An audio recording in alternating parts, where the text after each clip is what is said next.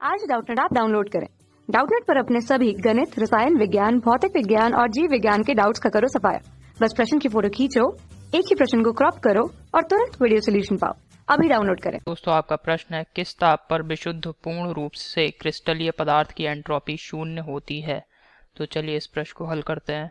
तो दोस्तों, सबसे पहले समझ लेते हैं एंट्रोपी होता क्या है। एंट्रोपी जो है किसी भी निकाय में अव्यवस्था की माप को बताती है। एंट्रोपी किसको बताती है? अव्यवस्था की माप को बताती है। अव्यवस्था की माप को बताती है और यह अव्यवस्था के समानुपाती होती है। यदि निकाय की अव्यवस्था बढ़ती है तो एंट्रोपी का मान बढ़ेगा और अव्यवस्था का मान घटा तो एंट्रोपी का मान घटता है। ठीक है, तो किस ताप पर विशुद्ध पूर्ण रूप से क्रिस्टलीय पदार्थ की एंट्रोपी शून्य होती है? वह ताप है दोस्तों परम शून्य ताप। परम शून्य ताप, परम शून्य ताप जिसे हम 0 केल्विन भी कहते हैं। ठीक है, इस ताप पर, परम शून्य ताप अर्थात 0 केल्विन पर विशुद्ध क्रिस्टलीय विशुद्ध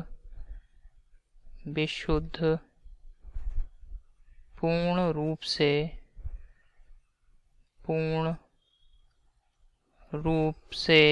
विशुद्ध पूर्ण रूप से क्रिस्टलीय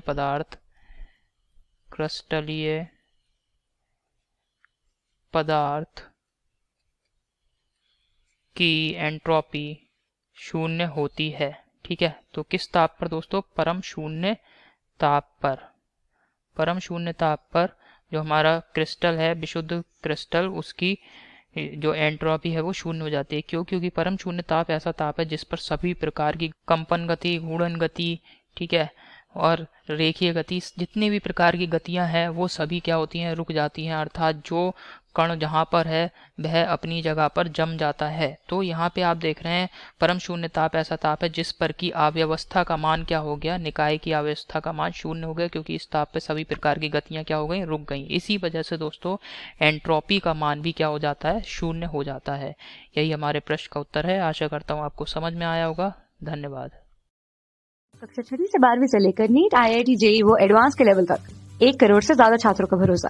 आज ही डाउनलोड करें डाउटनेट ऐप या व्हाट्सएप करें अपने सारे डाउट्स 8400 400 400 पर।